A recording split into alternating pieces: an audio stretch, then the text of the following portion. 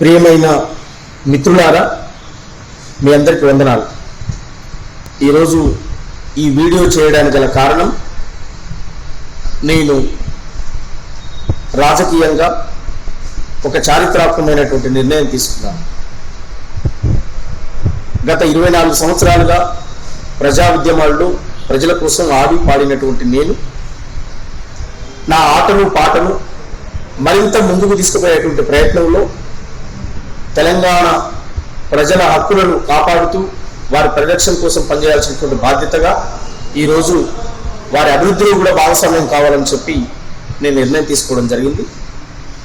గత 2 సంవత్సరాలుగా వైఎస్ఆర్ తెలంగాణ పార్టీలో నాకు ప్రాధాన్యత ఇచ్చి 2 సంవత్సరాలుగా ఒక లీడర్గా నన్ను గుర్తించి నన్ను వెంట తిప్పుకుని వైఎస్ఆర్ తెలంగాణ పార్టీ ఎమ్మెల్యే అభ్యర్థిగా ప్రకటించి 2 సంవత్సరాలుగా నన్ను వెంట తిప్పుకొని ఒక మంచి అవకాశం కల్పించినటువంటి షర్మిలమ్మకు నేను చేతులెత్తి వందనాలు తెలియజేస్తా ఉన్నాను.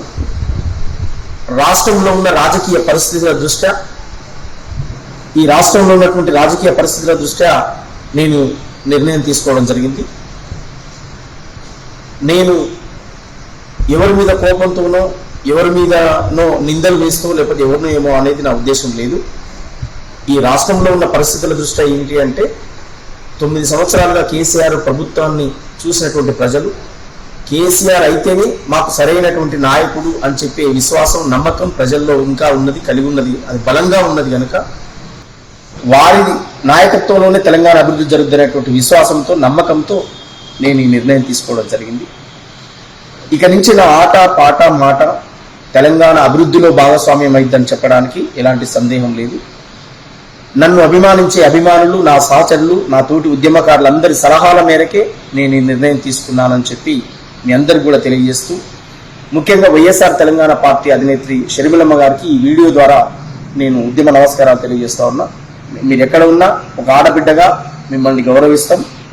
ఖచ్చితంగా ఒక కమిట్మెంట్ కలిగినటువంటి డైనమిక్ లీడర్ మీరు.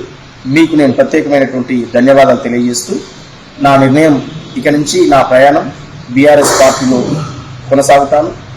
తెలంగాణ అభివృద్ధిలోనే భాగస్వామ్యం అవుతానని చెప్పి మీ అందరికి కూడా తెలియజేస్తాను. థ్యాంక్ యూ, వందనాలు.